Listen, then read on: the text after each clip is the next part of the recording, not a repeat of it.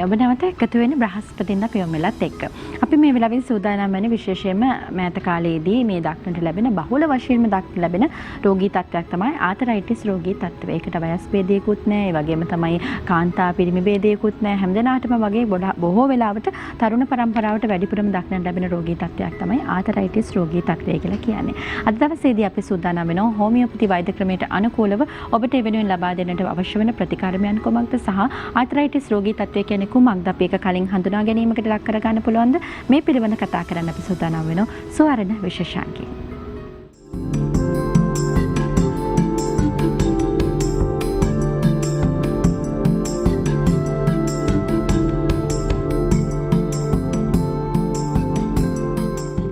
මේ පිළිබඳව ඔබව දැනුවත් කරන්න අද දවසේදීත් සුවර්ණ විශේෂාංගය වෙනුවෙන් අපත් සමග එකතු වෙනවා දෙහිවල රජයේ හෝමියෝපති වෛද්‍ය මධ්‍යස්ථානයේ ස්ථානාභාර වෛද්‍ය නිලධාරිණී හෝමියෝපති වෛද්‍ය අනුෂා හේමකුමාර වෛද්‍යතුමිය. ආයිබන් වෛද්‍යතුමිය සුබ දවසක්.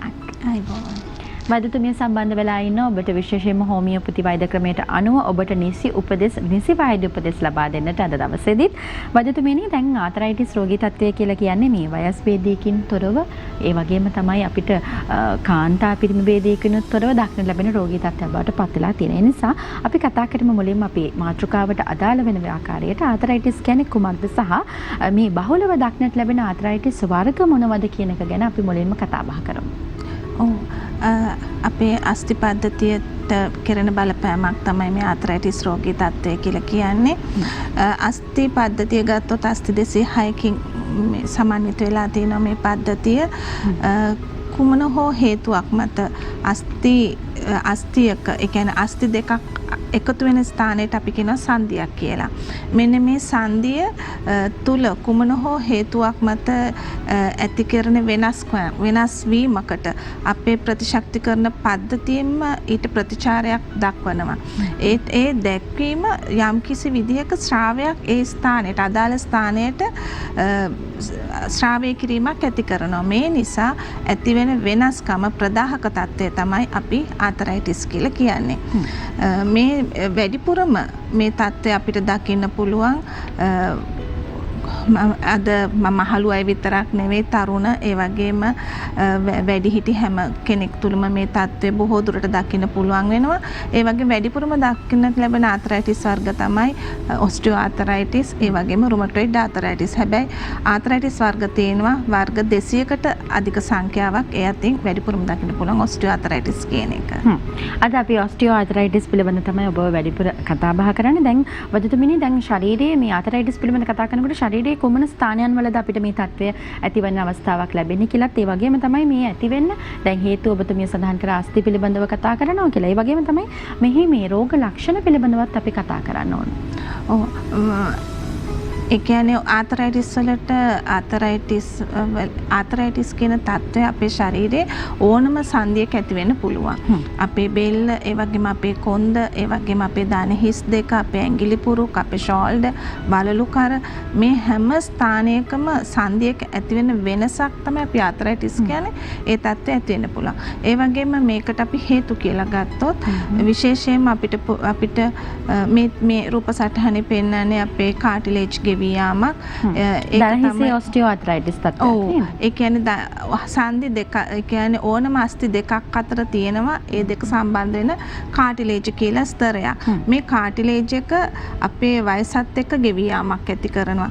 ඒ වගේම යම් අපිට ඇතිවෙන අනතුරු ඒ වගේම යම් කිසි හදිසි ඇතිවෙන සිද්ධි නිසා ඇදීමක් ඒ වගේම යම් කිසි වෙනසක් ඇතිවීම නිසා මේක කාලයක් යනකොට අපිට ආතරයිටිස් තත්ත්වයකට ඇති වෙනවා. ඒ වගේ අපේ ශරීරයේ එන කැල්සියම්, ෆොස්ෆරස්, මැග්නීසියම්, ඒ වගේම සින්ක්, ඒ වගේම විටමින් D වල ඌනතාවය නිසා අපි නොදැනුවත්වම අස්ථිවල ඒ දුර්වලතාවයට, පටක දුර්වලතාවයකට ඇති කරනවා.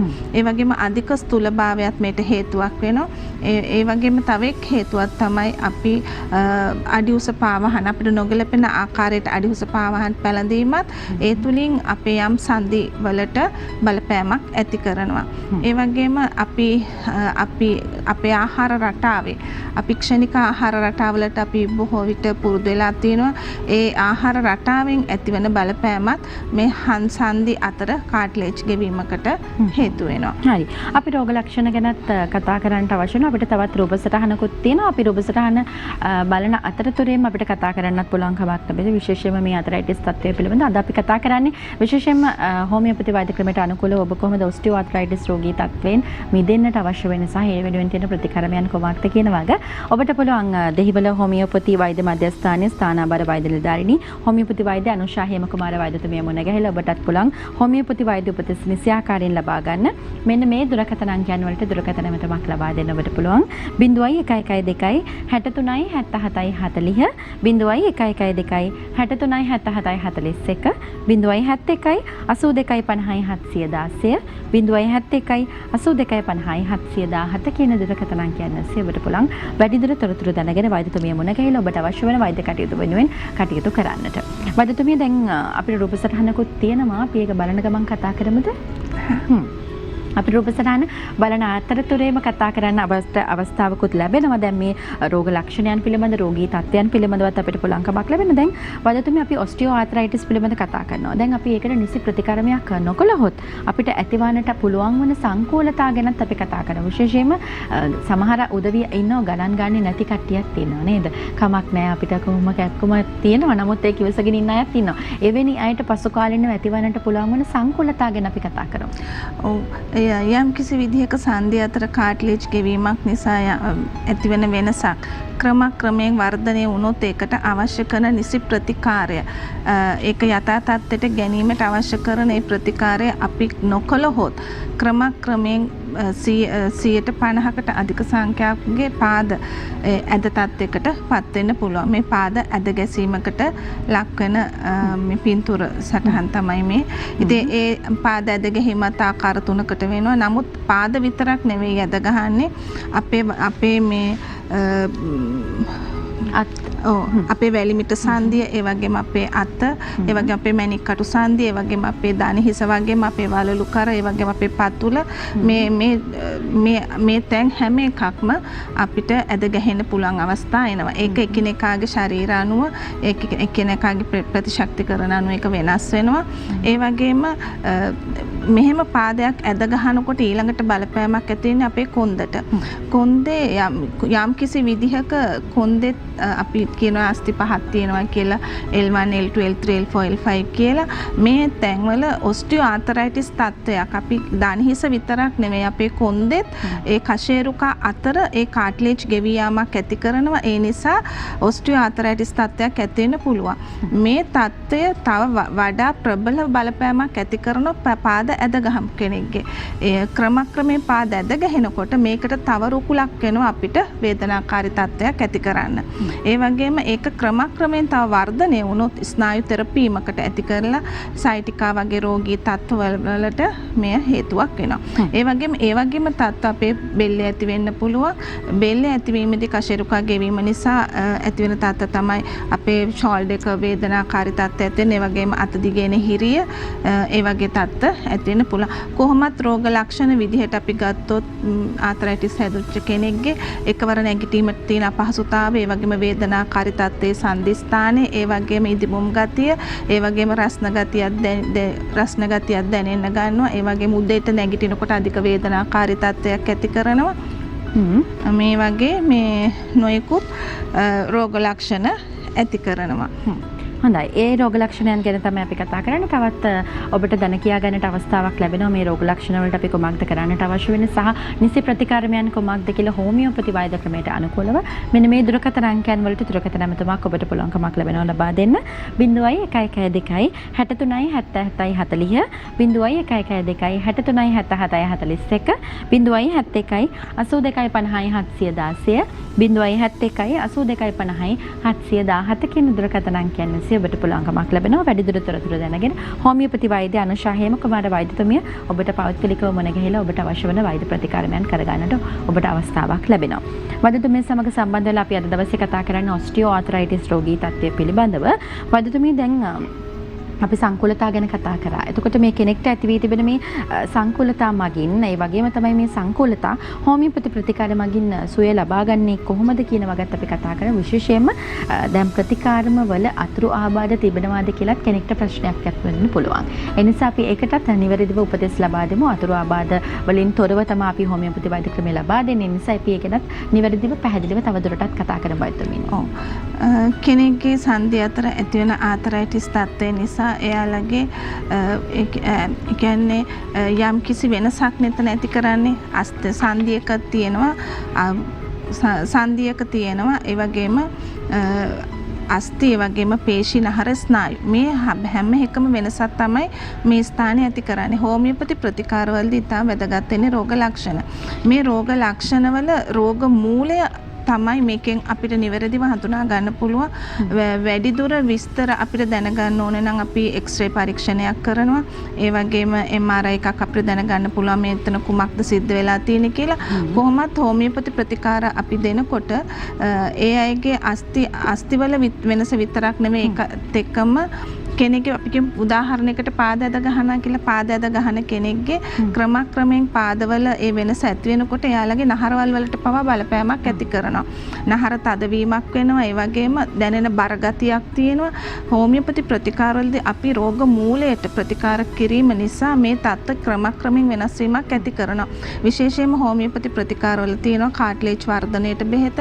ඒ වගේම නහර ගැට ගැසිලා තියෙනවා නම් ඒවා නහර ගැට ගැසීම ලිහිල් කරලා ඒ හොඳ රුධිර සංසරණයක් ඇති කරනවා. ඒ වගේම අස්ථි පටක දිරාගෙන යනවා නම් ඒ පටක වර්ධනයට මේ වගේම ඒ රසායනික තත්ත්වවල වෙනස්කම් වගේම මේ ව්‍යුහාත්මක වෙනස්කම් නැවත යථා තත්ත්වයට පත් කරන්න අපි හෝමියෝපති මූලධර්මයට අනුව දෙන ලද ඖෂධවල ඒ රෝග මූලය නැති කිරීමත් එක්ක අර තින රෝග ලක්ෂණ පහ කිරීමක් වෙනවා. අපි කියන්නේ හෝමියෝපති ප්‍රතිකාරවලදී අපි දෙන ඖෂධවල ඒ රෝග මූලය නැති කිරීමක් වෙනවා. ඒ වගේම කිසිම අතුරු ආබාධයක් මේ අපේ ඖෂධවල නැහැ. හෝමියෝපති ප්‍රතිකාරවල තියෙන ඖෂධීය ශක්තියක් විතරයි. ඔක්කොම ශාක ඒ වගේ ශාක වලින් ගන්න ඖෂධ තමයි බොහොමයක්ම තියෙන්නේ. ඉතින් මේ තුල හරිම ලේසි ඕනම කෙනෙකුට පාවිච්චියත් හරි පහසුයි. කෙනෙක් හිතන්න පුළුවන් හෝමියෝපති ඖෂධවල අවශ්‍ය කරන පෝෂණය ලැබෙන්නේ නැද්ද මේ ඖෂධ තුලින් කියලා. අපේ ඖෂධ තුල තියෙනවා විටමින් B1, B12, B6 ඒ වගේම විටමින් D කියන මේ ඖෂධ පව අපේ හෝමියෝපති ප්‍රතිකාරවල අඩංගුයි. ඉතින් අපි ළඟට එන ඕනම වයස්ගත කෙනෙකුට අපි මේ පෝෂණයෙන් යුක්තවත් ඒ වගේම ඒ රෝග මූලය ඉවත් කරන ඖෂධත් අපි දෙන නිසා ඒ ඕනම වයසක කෙනෙක්ගේ උනත් රෝගේ පාලනයක් නෙවෙයි වේදනාව නැති වෙන්නේ රෝග මූලයේ නැතිවීමත් එක්කම. ඉතින් හැම කෙනෙකුටම මම කියනවා මම ළඟට එන හැම කෙනෙකුටම වේදනානාශක නම් ලැබෙන්නේ නැහැ. හැබැයි හරියට රෝගයට ප්‍රතිකාරය කළොත් අපි වෛද්‍යවරු වශයෙන් අපි රෝගයට ප්‍රතිකාර දෙනවා වගේම සත්කාරයත් නිවැරදිවම අවශ්‍යයි. බොහොමයක් ඒ කියන්නේ වෙනස් නොකළ හැකි දෙයක් තමයි අපි වෙනස් කරන්නේ. ඒ කියන්නේ අස්ථි පටක දිරා යාම වැළැක්වීමක් ඒ වගේම ඒක වර්ධනයක්. මොකද මේකෙදි එන අන්තිම ස්ටෙප් එක තමයි ඔස්ටියෝපොරොසිස් කියන්නේ අස්ථි දිරා යාම. අස්ථි දිරා යාම පව අපේ ප්‍රතිකාරවල නැවත පටක වර්ධනයක් ඇති කරනවා. මේ තුල ඒ පටක වර්ධනයට ඒ වගේම ඇතුළාන්තයෙන්ම මේ රෝග මූලය නැති කරලා සම්පූර්ණ සුවයට අදාළ ඖෂධ අපි දීම තුල ඕනම වයසක කෙනෙකුට උනත් මේ ඔස්ටියෝආතරයිටිස් කියන තත්ත්වය කියන්නේ අස්ථිගතව පවතින සියලු රෝග ලක්ෂණ වේදනාකාරී රෝග ලක්ෂණ නැතිව ඒගොල්ලන්ට හොඳ සුවයක් ලබා ගන්න පුළුවන් මේ ප්‍රතිකාර ක්‍රමෙන්. හරි. දැන් වෛද්‍යතුමනි අපි අහලා තියෙනවා සහ ගොඩක් වෙලාවට වෛද්‍යවරුන් කියනවා අපි දැකලා තියෙනවා සහ අහලා තියෙනවා මේ දණහිස් බද්ධ කරන්න කියලා අපි අහලා තියෙනවා. දණහිසක් දාන්න කියලා විශේෂයෙන් ඔබතුමිය සඳහන් කරා දණහිස් වලටත් ආතරයිටිස් තත්ත්වය ඇති වෙනවා කියලා. ඒ නිසා ශල්‍ය කර්මයකට වාජනය වීමට තියෙන ප්‍රවණතාවය වැඩි වෙනවා. නමුත් හෝමියෝපති වෛද්‍ය ක්‍රමයට අනුව අපිට මේ ඖෂධ මගින් මේ පිළිබඳව අපිට සහනයක් ලබා ගන්න හැකියාවක් ලැබෙනවද? අනිවාර්යයෙන්ම පුළුවන්. ඇත්තටම බොහොමයක් අපි ළඟට එන ශෛල කර්ම වලට භාජනයට නියමිත වෙච්ච අම්මලා තාත්තලා. ඉතින් මම ඒ අයට කියනවා හොඳට ප්‍රතිකාරය ලබා ගන්න, ඒ වගේම සත්කාරය කරන්න. මේ තුලින් හොඳ සුවයක් සුවයක් ලබා ගන්න පුළුවන් කියලා. ශෛල කර්මයකට භාජනය වෙන්නේ අපේ දන හිසේ ව්‍යුහාත්මක වෙනස, ඒ කියන්නේ ඇද ගැසීමත් එක්ක. නමුත් මේ ප්‍රතිකාර ක්‍රමය තුළ මං කිව්වා කලිනුත් ප්‍රතිශක්තිකරණයේ ගොඩනැගීමක් ඇති වෙනකොට අපේ ශරීරය තුළ මේ ව්‍යුහාත්මක වෙනස නැවත යථා තත්ත්වයට පත් කිරීමක් අපේ ප්‍රතිකාරය තුළ සිද්ධ වෙනවා. රූප සටහනක උනත් අපිට දකින්න පුළුවන් එක මවකගේ මේ කියන්නේ අපි ළඟට එන ඇත්තටම ප්‍රතිකාර ගත්තු සමහරක්ම ඒ කියන්නේ වැඩි හිටිය අය සුව වෙලා අවුරුදු 4 5 6 අවුරුදු ගණන් යනවා කිසිම වේදනාවක් නැතුව. ඒ රෝග මූලය තමයි අපි ප්‍රතිකාර කරලා තියෙන්නේ. මම හිතන්නේ අපි මාධ්‍යයක් මගින් මේ ඔවුන්ගේ අනන්‍යතාවය මේ විදිහට අපි පෙන්වන්න උත්සාහ කරන්නේ. නමුත් ඔවුන්ගේ ඉල්ලීමක් මත තමයි අපි මේ විදිහට මම හිතන්නේ ඊතරම්ම මේ වෛද්‍ය ක්‍රමයට අනුව ඔවුන්ට සුවයක් ලබා දීලා තියෙනවා සහ සහනයක් ලැබී තියෙන නිසාම තමයි මේ පූර්ණ සුවය ලබා ගන්නට ඔවුන්ට මේ වෛද්‍ය ක්‍රමය පිහිට වූ නිසාම තමයි ඔවුන් නොපැකිලිව මේ සඳහා මම හිතන්නේ අවස්ථාව ලබා දුන්නේ. ඔව් ඇත්තටම ඇවිද ගන්නවත් බැරුව හරිම අපහසුතාවයකින් ආවේ. මොකද මේ වගේ දණහිසක් ඇද ගන්නකොට කොන්ද පවා අපේ තෙරපීමකට ලක් වෙලා හිරිවැටීමකටපත් වෙනවා. ඉතින් මේ වගේ තත්ත්වයක ඇවිද ගන්න බැරුව ඇවිල්ලා ඇඬුවා ડોක්ටර් මට ඕස්ට්‍රේලියා යන්න තියෙනවා, යන්න පුළුවන්ද වීසා ගන්න බැරුව ඉන්නේ මම කියලා.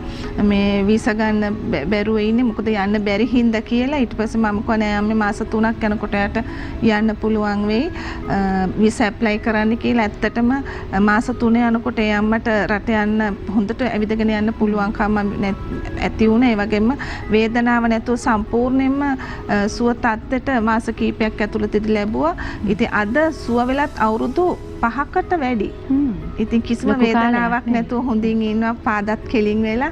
ඉතින් ඇත්තටම ඊයේ තමයි පෙරේදාවේ එනකොට මම දැකලාම ෆොටෝ එක ගත්තේ. ඉතින් මට හරි සතුටුයි අය හොඳින් ඉන්න එක ගැන. ඉතින් අපේ ප්‍රතිකාරවල තියෙන රහස එක තමයි හෝමියෝපති ප්‍රතිකාරවල ඕනම වයසක කෙනෙකුට උනත් මේ ප්‍රතිකාර ක්‍රමය තුලින් ආතරයිටිස් වලට දුක් විඳ ඉන්නේ නැතුව සම්පූර්ණ සුවය ලබා ගන්න පුළුවන්.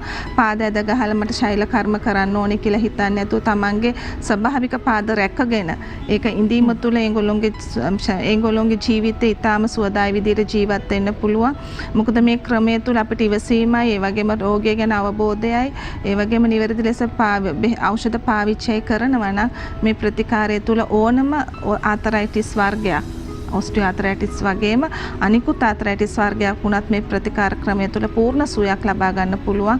ඒක නිවැරදිව කිරීම තුළ. හරි. දැන් මේ අපි දැක්කේ එක රෝගියෙක් පමණයි මෙතුමිය ගාව, වෛද්‍යතුමිය ගාව මම හිතන්නේ ඕනතරම් සාක්ෂිත් එක්කම තියෙන රෝගීන් විශාල ප්‍රමාණයක් එනවා වෛද්‍යතුමියගෙන් උපදෙස් ලබාගෙන. විශේෂයෙන්ම මෙවැනි තත්ත්වයන් වලට මම හිතන්නේ ශල්‍ය කර්මයන් මගින් හොඳ කරන්න පුළුවන් කියලා වෛද්‍යවරු නිර්දේශ කරත් නමුත් මෙතුමියගේ ඖෂධ මගින් හොඳ වෙච්ච සුවය ලබාගත බොහෝ පිරිසක් ඉන්නවා. ඉතින් මේ වෙනුවෙන් ඔබටත් පුළුවන්. ඔබටත් මෙවැනි රෝග ලක්ෂණ තියෙනවා නම් නිසි උපදෙස් ලබා ගන්න පුළුවන්. හෝමියෝපති වෛද්‍ය අනුෂා හේමකුමාර වෛද්‍යතුමිය මුණ ගැහෙන්න ඔබට පුළුවන්. මෙන්න මේ දුරකථන අංකයන් වලට දුරකථන නමක් ලබා දෙන්න. ඔබට අවශ්‍ය වෙන දිනය වේලාව වෙන් කර ගන්න ඔබට අවස්ථාව ලැබෙනවා. 0112 63 77 40 0112 63 77 42 071 82 50 716 071 82 50 717 කියන දුරකථන අංකයන් ඇස්සේ ඔබට පුළුවන් කමක් ලැබෙනවා. වෛද්‍යතුමිය සමග පෞද්ගලිකව සම්බන්ධ වෙලා ඔබට අවශ්‍ය වන ප්‍රතිකර්මයන් පිළිබඳ වැඩිදුර දැන කියා ගන්න. වෛද්‍යතුමිය දැන් ඔබතුමිය මුලින්වත් කතා කරා මේ නිසි ආහාර රටාවකට පුරුදු වෙන්න ඕනි කියලා. ඒ වගේම තමයි දැන් ආතරයිටිස් රෝගිය තත්ත්වය වැළඳුණු කෙනෙක් වෙන්නත් පුළුවන්. එහෙමත් නැත්නම් ඉදිරි අනාගතයේදී අපි දන්නේ නැහැ කොයි වෙලාවෙ කොයි විදිහට ලෙඩ රෝග හැදෙනවද කියලා නේද? ඉදිරි අනාගතයේදී තව කෙනෙක්ට වැළඳෙන්නත් පුළුවන්. ඒ නිසා අපි කොහොමද මේ ආහාර රටාව සහ අපි මොනවද අවශ්‍යයෙන්ම විශේෂයෙන්ම පිළිපැදෙන්නට අවශ්‍ය වෙන කරුණු පිළිබඳව දැනුවත් කරමු. බොහෝ සීන් වැදගත් වේවි. උපදෙස් ලබා දෙමු මොනවද අවශ්‍ය වෙන මේ පිළිපැදෙන්නට අවශ්‍ය වන්නේ කියලා. ඔව් මගේ වෛද්‍ය ජීවිතයේ අවුරුදු 20ක පළපුරුද්දක් තියෙනවා. ඒ පළපුරුද්ද අනුව මම නිතරම දැකපු දෙයක් තමයි ආතරයිටිස් වැළඳුණු කෙනෙකුට අවුරුදු 40ට වඩා වැඩි වයස ඒ අයට මම කියනවා කොස් දෙල් වම්බටු මේකරල් මුං ඇට අල පරිප්පු ඒ වගේම අඹ වගේව කන්න එපා කියලා. මොකද අපේ ප්‍රතිකාර ක්‍රමය තුල වේදනානාශක ලැබෙන්නේ නැහැ. ඒ නිසා අර මෙවැනි කෑම තුල ඇතුළාන්තයේ පටක වර්ධනයට යම්කිසි බාධාවක් ඇති කරනවා.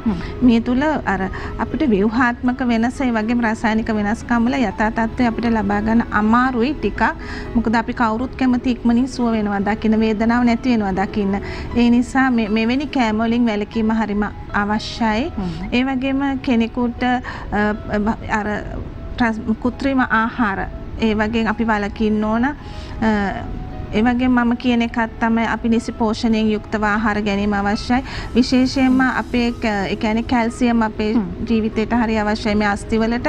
ඒ වගේම සීනි සහිත අධික ආහාර ඒ වගේම ලුණු අධිකව බහුලව භාවිතා කිරීම තුළ අපිට කැල්සියම් උරා ගැනීම අපිට බාධා කරනවා. ඒ හරි වෛද්‍යතුමිය ඔය අතරතුරේම අපි කතා කරමු දැන් හෝමියෝපති වෛද්‍ය ක්‍රමයට අනුව අපි ප්‍රතිකාරමයන් ඖෂධ ලබා ගන්නකොට අපි මොන වගේ ආහාර වලින්ද අපි පරිස්සම් වෙන්නට ඕනේ අපිට ගත යුතු සහ නොගත යුතු ආහාර වර්ග තියෙනවද?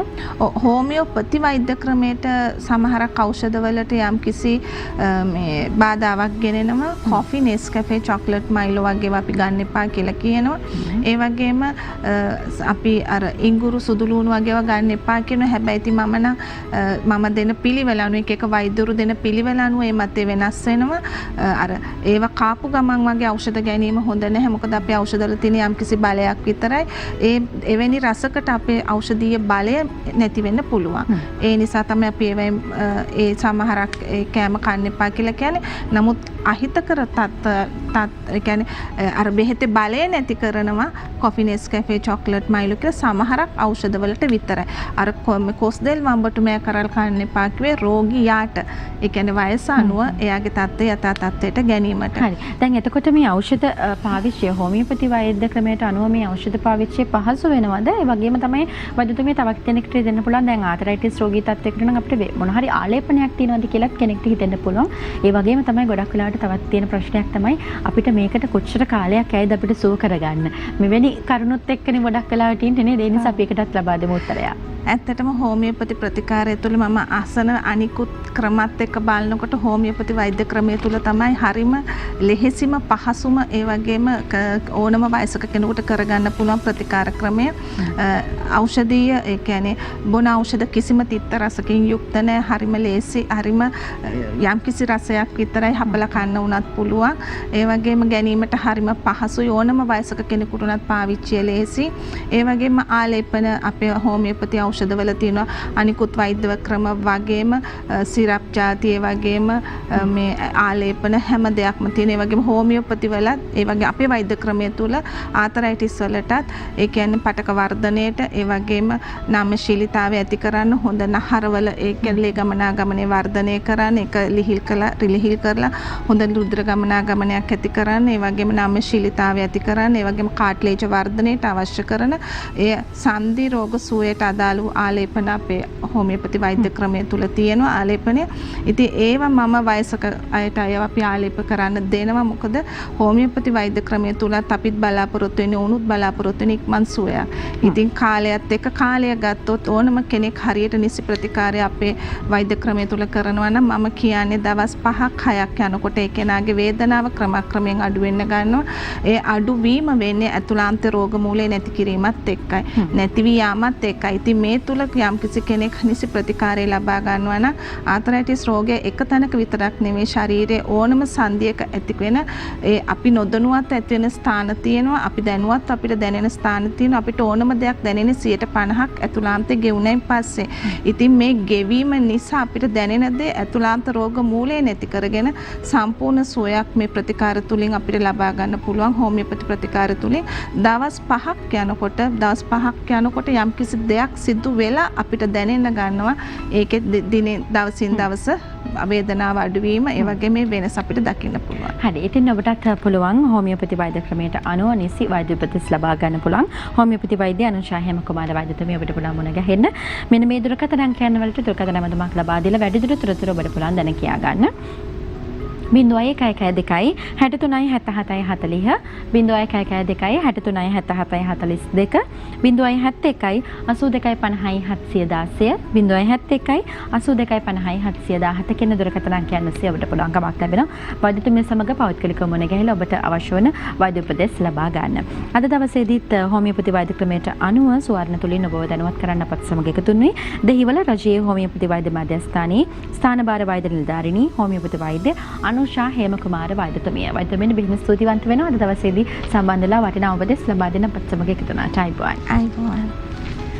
අද දවසේ බ්‍රහස්පන්ද පියුමලට ලැබෙන කාල වේලාව අවසන් වෙනවා. හෙටත් උදෑසන 8ට ඔබේ ආදරණීය සිකුරාදා පියුමලෙන් ඔබ මුණ ගැහෙන බලාපොරොත්තු වෙන තමයි අපි සමගින් යන්න ප්‍රාර්ථනා කරනවා. හැම දිනාටම ජයග්‍රාහී නිරෝගීමත් සුබ වාසනාවන්ත දවසක් වේවා කියලා. අයිබෝන්. දිනපතා අලුත් වීඩියෝ සහ ප්‍රවෘත්ති නැරඹීමට ඉහත බටන් එක ක්ලික් කර සියත TV සබස්ක්‍රයිබ් කරන්න.